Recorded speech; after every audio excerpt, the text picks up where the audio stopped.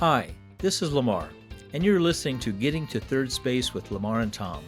A third space is a term that refers to a safe space for people to come together for respectful dialogue in a spirit of listening, sharing, and learning. In this podcast, we explore what it means to have third space conversations, and we try to model them. Getting to Third Space is produced by Tenacious Change, a consultancy committed to creating resilient, nonprofit organizations. If you like what you hear in this podcast, please be sure to subscribe, share it, and of course, like it. The more people join us, the quicker we get to third space as a society.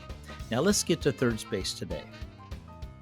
Hey, good morning, Lamar. How's it going? Good morning, Tom. It's going well. It's going. It is going well. How about you? What's happening in Maryland these days? Oh man, I tell you, we had quite the rain just a little bit ago, and as usual, it's playing with my lighting here. Trying to get the lighting right, but yeah, it just really dumped on us there for a bit, so we kind of needed it. It's looking nicely green. So, what about you? What's happening in your world? I'm getting ready to do a little bit of vacationing. I'm doing a photo trip coming up here this next week, and so I'm getting my gear and my camper ready to go. Got to de-winterize my camper this afternoon, and all of those fun things. De-winterize. Right. I need to get it out of mothballs. I need to take the antifreeze out of it, and all of those good things. Make sure the wheels go round and round. Oh yeah. Well, I tell you what, I feel like I just got to take myself out of mothballs, for the. Oh my gosh, yeah. But So, I'm there.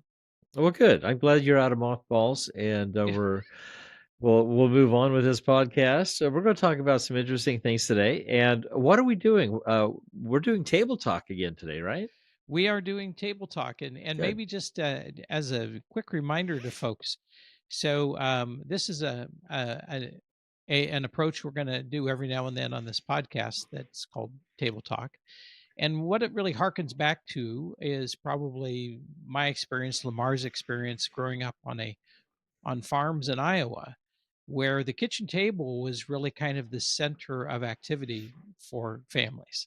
Mm-hmm. You ate around the tables, you talked around the tables, you chatted around the tables, you played games around the kitchen table. And so a lot of important stuff happened there around the table in the kitchen. And so we're trying to capture some of that sense in this, that these are conversations that often would happen around tables where you might agree or disagree or on some important topics. Absolutely. And that's how maybe our experience has been, but it's also something I think we continue to do. And this is part of our life here. We've talked about this before, but we have guests or we have friends, and we just tend to congregate around the kitchen table, and I enjoy that. Yeah, I do too. It's a lot of fun.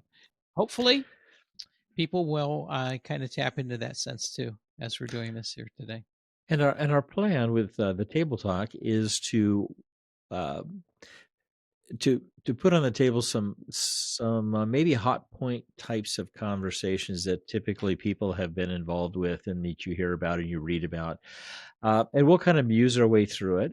But we want to kind of demonstrate kind of the things that we have been talking about here for the past several months about how to have civil conversations about things that maybe we agree or disagree about, and we don't necessarily plan to always come to an agreement, but we want to at least use the techniques that we talk about in civil discourse.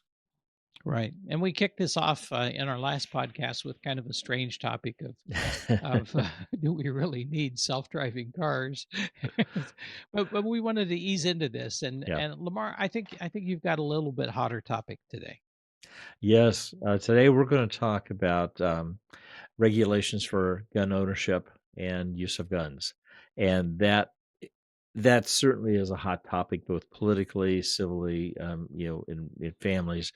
Um, you know, we know gun violence is a problem, is a concern for a lot of people, and I don't think that um, I think it's a concern for people on every side of whatever aisle you're talking about when people die as a result of gun violence. But I think it's important for us to process a little bit. We both come from backgrounds where we have had exposure to and access to guns as we grew up, and we may have taken a little different paths as we have got into adulthood. Yeah. Yeah, absolutely. I mean, I grew up around guns and learning how to shoot guns, and but have never had guns in adulthood. Mm. And it's not anything that I said I'm absolutely not going to ever have a gun, or that there was a negative. It was just that I didn't feel like I needed them, because on the farm we needed them to keep critters away from the chicken coop, right? Stealing eggs and Right. stuff like that. And my dad would use a rifle to put down very sick or very injured animals as humanely as possible. We just wouldn't want them to suffer. So that was the extent of the use of the Okay. guns that I had. Were those kinds of, oh, and pigeon shooting. We would Yeah. you would get a lot of pigeons in the barn, and sometimes Yeah. you would have to try to clear those out. Thin that So, out. Yeah. yeah. What about Well, you? so the same as far as protection of our livestock away from varmints and critters that like to steal them. We raised a number of different kinds of livestock, but we also had turkeys and Mhm. turkeys out in the range, and that they're just open season for coyotes and raccoons and fox, and birds of prey, and so we always had to make sure we were protecting that flock. But we also use guns for sport.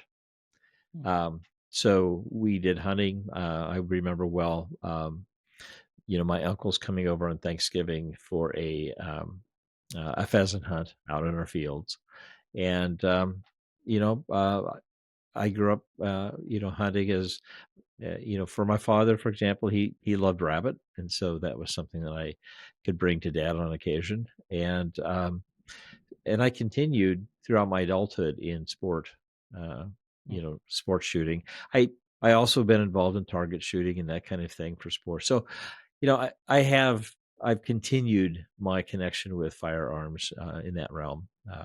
So there's a lot of reasons people buy firearms for sure. Yeah.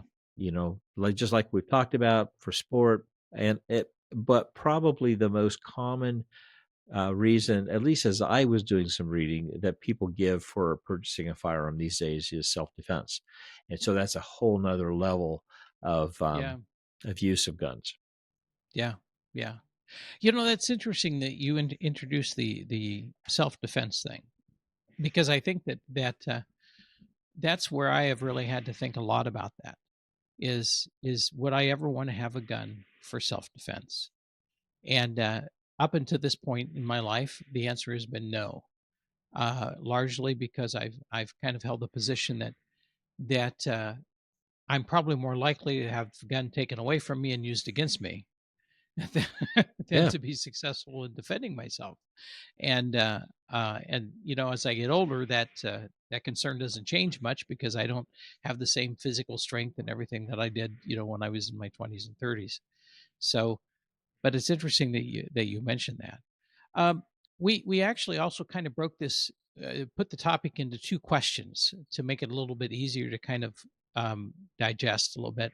One was, should gun ownership be regulated? And the second one is, if so, if we feel that way, how should gun ownership be regulated? So I, I'll respond with the first question first. I would say yes. That I think that gun ownership should be regulated, in the same, not necessarily in the same way, but we regulate many, many things in this country. We regulate who can drive a car. We regulate who can buy alcohol, who can buy cigarettes. There's many things that we regulate in the U.S. and I think that gun ownership, therefore, is one of those things needs to be regulated because it can be used to harm oneself, it can also be used to harm other people. So so what do you think on that question, Lamar? Um,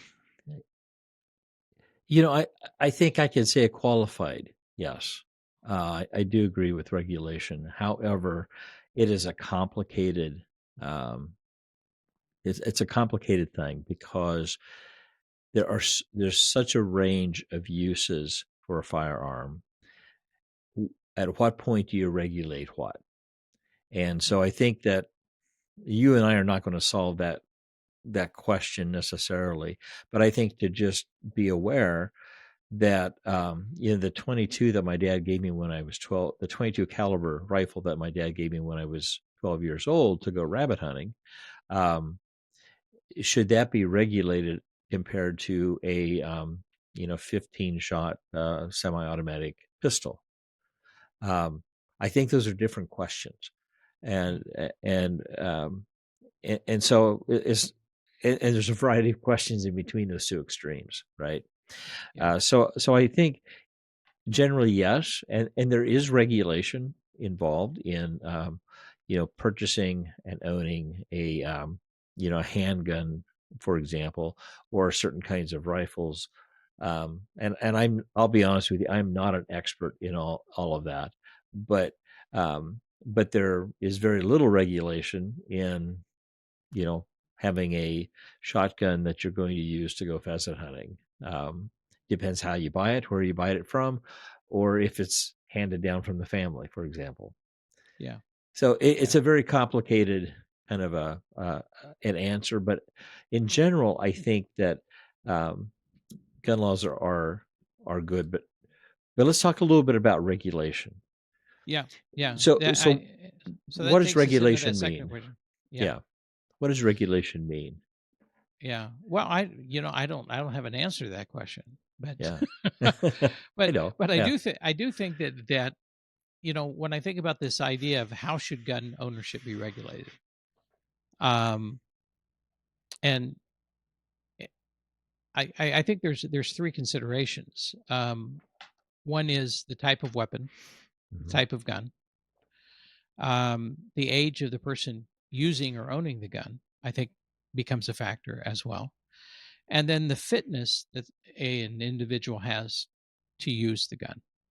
I think has to come into play as well, and so when I say that the meaning of regulation is really complicated, it becomes extremely complicated when we consider those three kind of Right. arenas.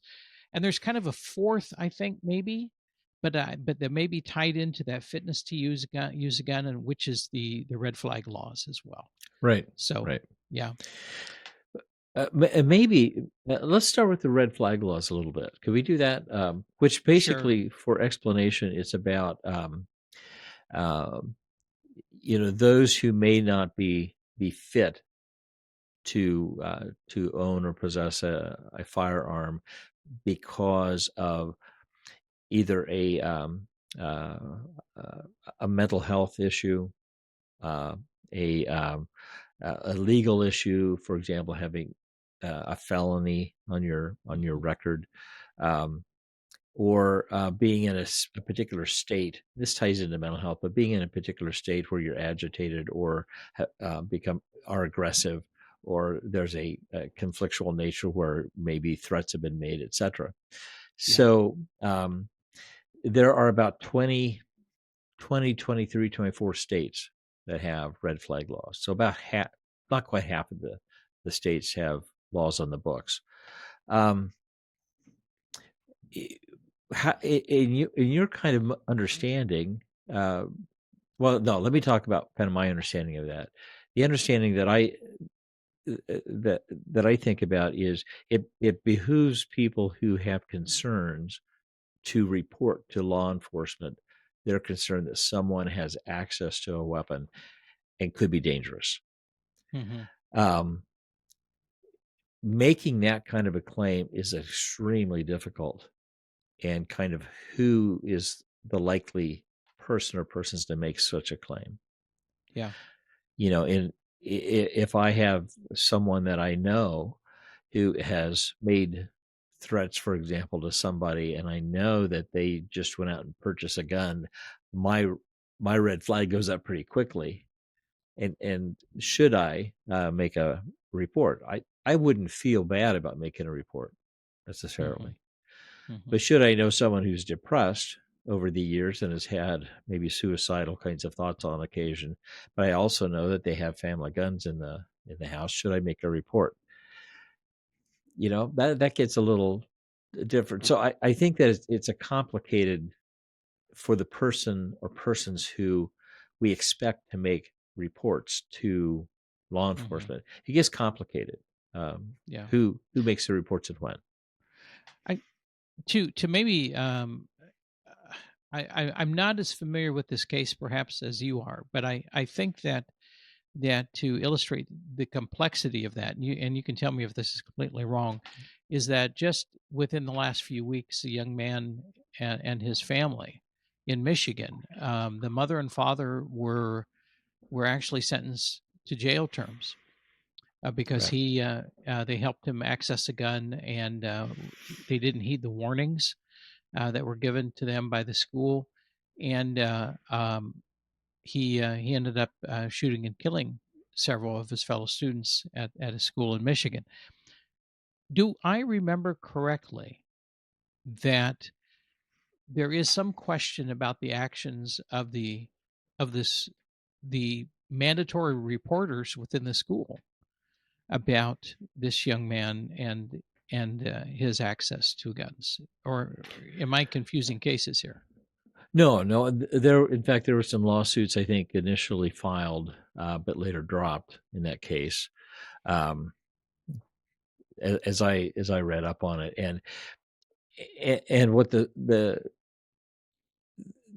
administrators and the teaching personnel were aware of is that he had drawn some pictures showing violence towards gun violence towards people, and had been taken to the office, and his parents called in and had a conversation. What I don't think I, I'm not clear on is whether or not they knew he had access to a weapon. Mm, But yeah, what had happened on the backside of that story is that the parents had purchased him. He was, I believe, he's 14 or 15, so he's not of age to own. In Michigan law, as I understand it, he definitely wasn't old enough to own a firearm, let alone a automatic, semi-automatic pistol. But they yeah, had purchased one for him for Christmas, and he had access to that. And his parents had taken him, or his mother had taken him to a shooting range the day before, or relatively soon before that. And the day that they had brought the parents in, uh, the parents did not want to take him home. The school had asked him to take him home, but they chose not to. He actually had a weapon at school and somewhere hidden that he had used. mm, So they left, and then at some point, he went ahead, got the weapon, and murdered people. Yeah. So yeah. there might be mistakes to that, nuances of that story, but that's the gist of it. So it sounds like the school, the school personnel, they did everything they could to alert the parents of the Right. concerns, and but it was in this case the parents said no. We're not going to remove him from school. Right. We're not going to do anything any different. Right. Right. Okay. Okay. So But that's that's interesting. but Yeah. being let's say I'm a school counselor and I'm in that meeting. Would would I felt strong enough to say, okay, I need to either get, if I had a resource officer, to get the resource officer, or to get law enforcement notified and involved? In Yeah. hindsight, we're all saying yes, of course. Right. But on Right. the front side of that, those are choices that that those professionals have to make, Yeah. and they're not easy choices to make, and you don't want to make the wrong one. So do you always err on the side? Well, you would say yes, you do. Well, Yeah. that can become problematic as well. So it's not Yeah. an easy No. solution. No, I and I think actually, your the red flag laws and that particular case out of Michigan, they do a nice job of illustrating this whole conundrum around what, Hmm. one's fitness to use a gun. I mean, Yeah. but So go ahead. go ahead. No, go Uh, ahead. so I was going to say, I think what this represents to me, I think regulations like that are very important. Hmm. But I think what it represents is the complexity of actually um, enacting those regulations. Hmm. If I'm a therapist or a counselor, for example, I have laws that where I have a duty to warn, Yes. but I don't have necessarily laws that would make that jump and hypothesis saying, well, because this person is angry and maybe wishes people dead, that I need to make a report because I have no idea whether or not he or she has access to a gun, or even if I know they have access to guns, does that do I make a report and am I covered professionally with my liability? Right now we're getting into self preservation here, but Right. to make Right. that report, becomes very complicated, and until some of these things are cleared up, I don't think we're going to see um, a lot of progress in some of these areas. Well, I remember you practiced for quite a long time as a therapist. I practiced for a fairly short period of time, by comparison. But I remember that there were the assessments that you would do. You Yeah. would, do you have a plan? Thinking in terms of suicide and even violence towards others. Do you have a plan? Do you have a mechanism for doing that? And so there was a whole kind of a checklist you would go through. And I would suppose that when you go through that checklist, and if everything is a yes, then then you're stuck, because if everything is a yes and you don't report, right? Yeah. That's Yeah. and and if you do report and the person comes back and says, "Well, no, I was just kidding," it's like, Yeah. whoa. Yeah. Well, but what's really important in those kind of relationships, and this is getting down the road on these topics, but what's really important in those situations when you begin a therapeutic relationship, you need to be upfront and say, "Here's what I will report on. Here's what I need to Yeah, make sure you know I'm going to do." yeah, And so that's there's no right. surprises when that time comes, or should it ever come. That's right. Interesting enough, the data tells us that well, last year, 2023. Okay, so there Yeah, were there were 43,000 deaths due to gun violence. Okay, yeah, yeah. of that, 56% of those cases were suicides. Mhm. That's a lot of people. That's 27,000 people. Uh, Yeah, Suicide by gun violence. yeah, Um, and so I think it's a real concern for the professionals that includes school personnel, et cetera, just on the suicide question, which is incredibly yeah, difficult, um, to try to understand how to navigate some of these requirements and assumptions. yeah, yeah. It's tough. The other thing that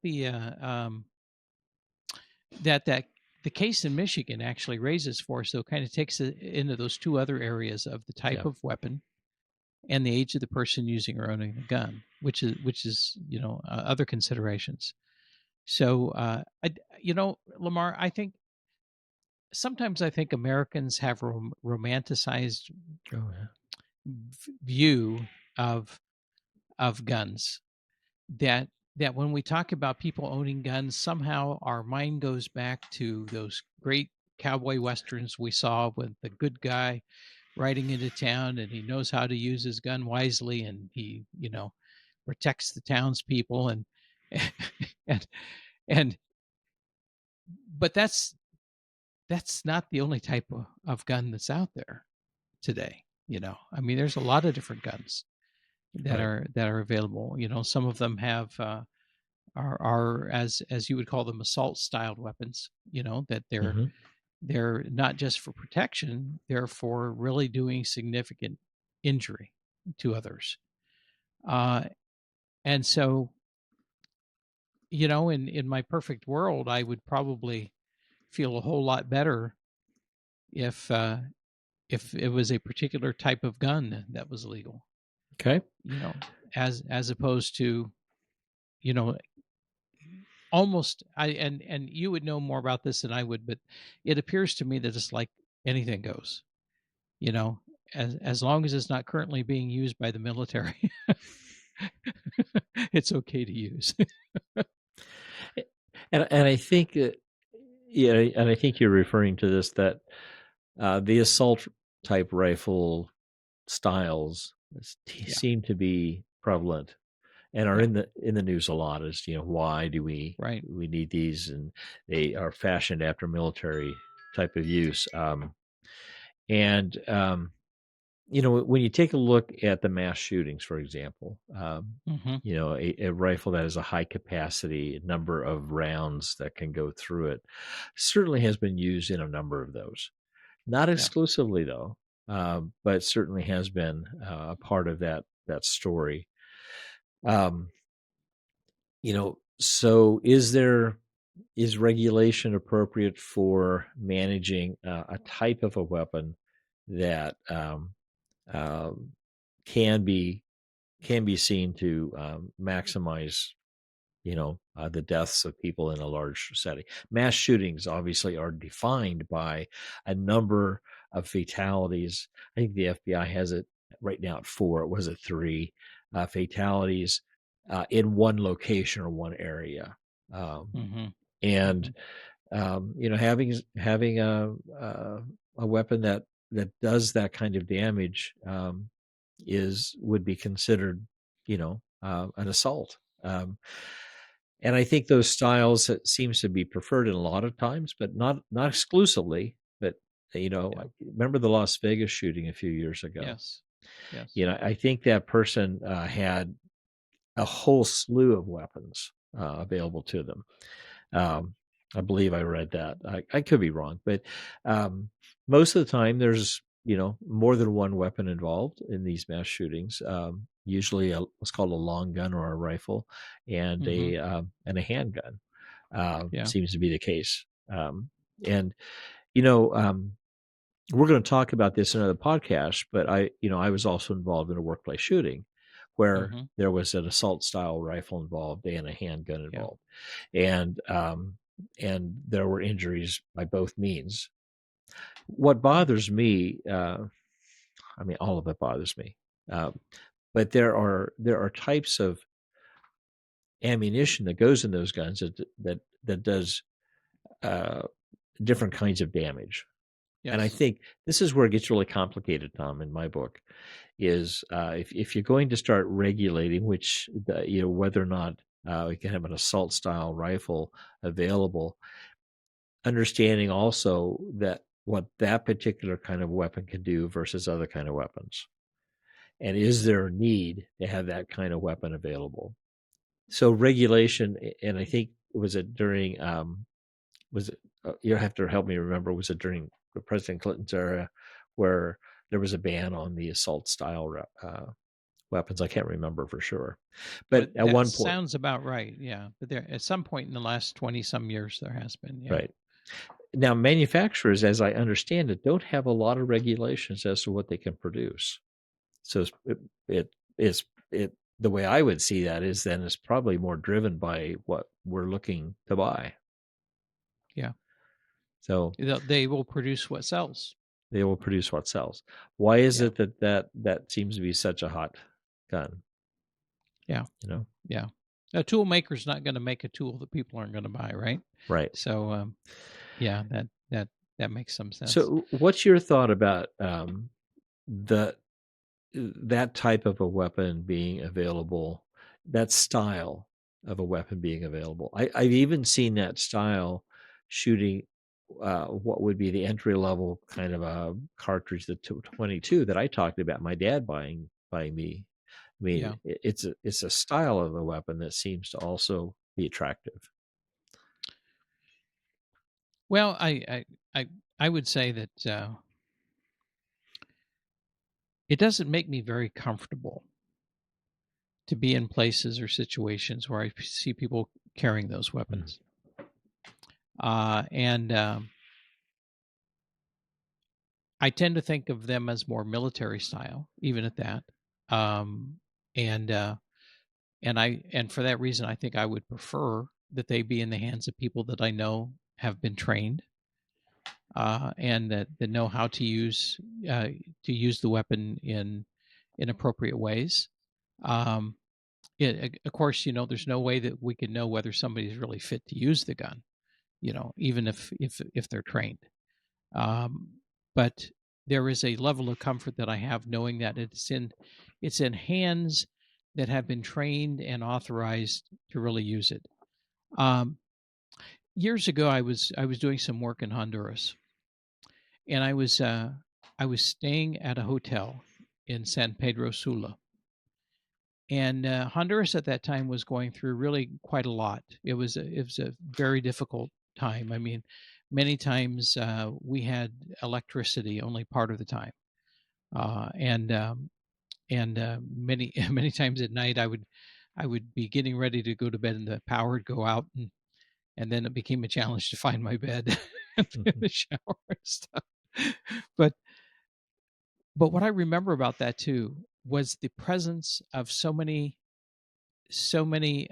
people with weapons, and mostly they were people in uniform. But I was never quite sure, you know, what the uniform represented. Mhm. And so I was very circumspect and very careful, and they were all outside our hotel, guarding the hotel. And I found myself wondering, are these paid security? Are these police? Are they soldiers? Or is it a militia that they've hired to, stand guard on the Mhm. residents of the hotel? It was an unsettling feeling because I didn't know who was handling the weapon. And uh, and I think for me in that regard, uh, the the lesser power, the lesser rapidity of the shooting of the I'm not big into automatic weapons. I'm not big into those the bullets that can do so much damage. And I would feel a whole lot more comfortable if, when I'm traveling around the country or going into places, that if there are people that are carrying guns, that I know that they're a much simpler kind of weapon. That's just me. Mhm. That's just me. It's a matter of my comfort. And of course, I live on the East Coast. There's a lot of deaths by gun violence in Washington D.C., which is just south of us, and Baltimore, which is just north of us. Um, and it does give me pause about wanting to travel too much in and out of the cities, particularly. I think we both grew up with the saying that nothing good happens after midnight, right? Right. Especially late into the evening. I'm we're not comfortable doing that because we know there are a lot of weapons out here, and So you yeah, brought up something that I think is also worthy of pointing out during this topic about regulation, and that is the states differ.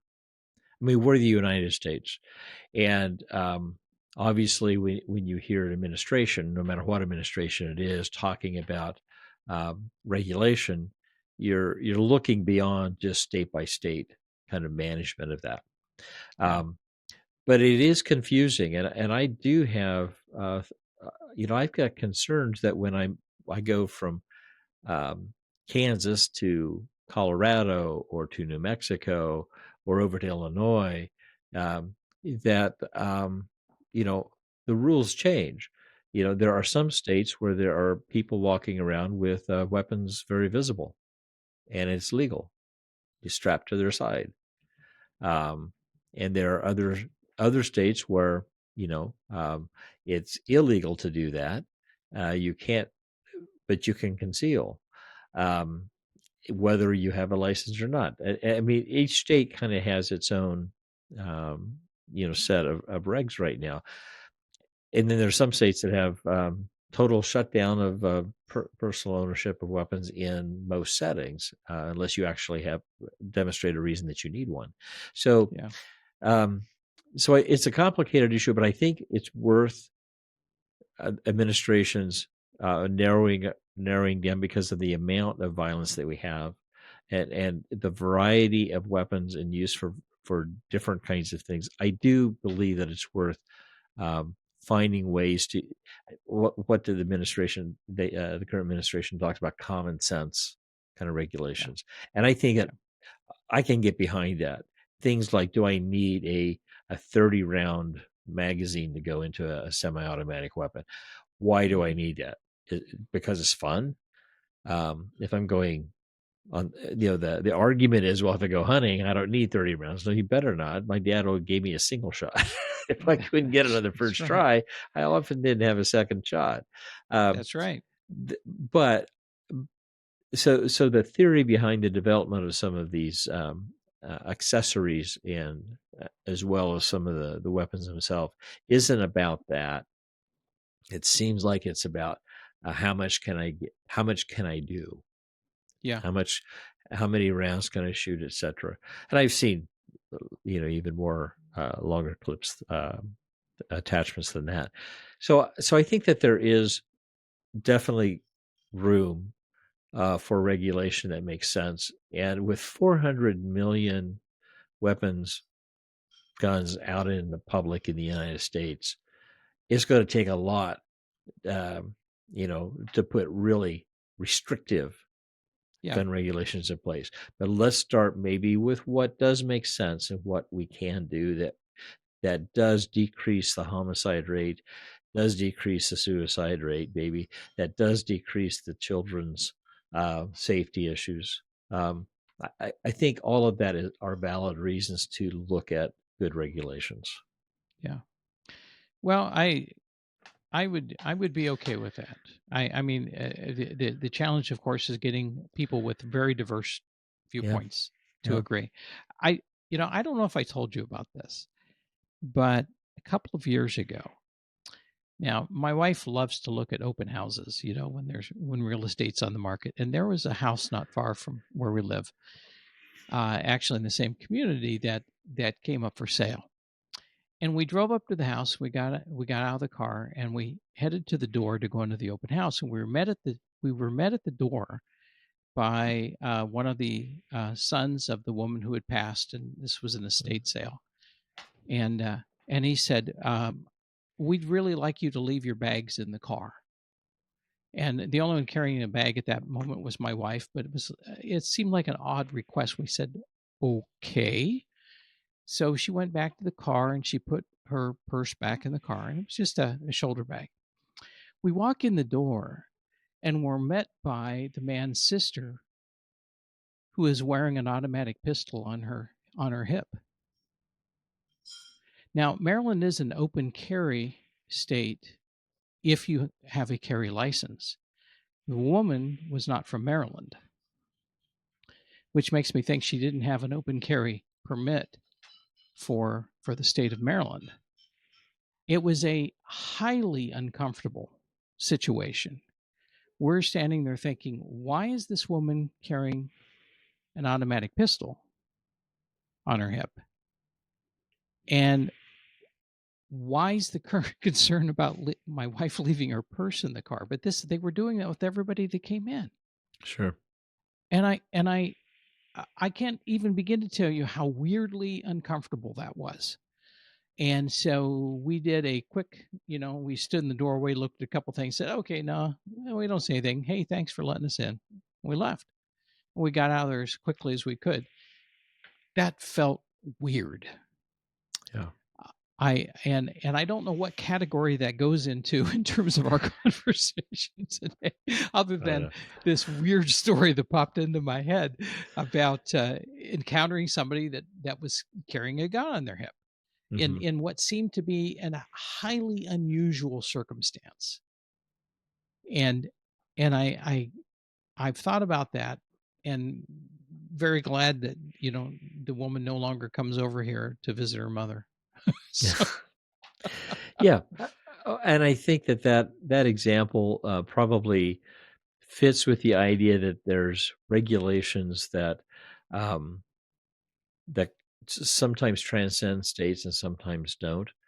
Hmm. Um, but particularly those that are obviously carrying, to me, it causes me concern too. When I go into a grocery store line and I see someone who's, has a semi-automatic pistol on their side, and I'm looking at that thing.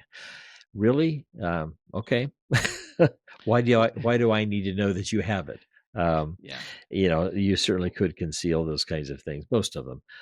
But I think that as we're talking about as we're talking about all these things, you made a really good point in that people are so diverse on this topic, and there are those that are just adamant on both sides of the far sides of this kind of conversation.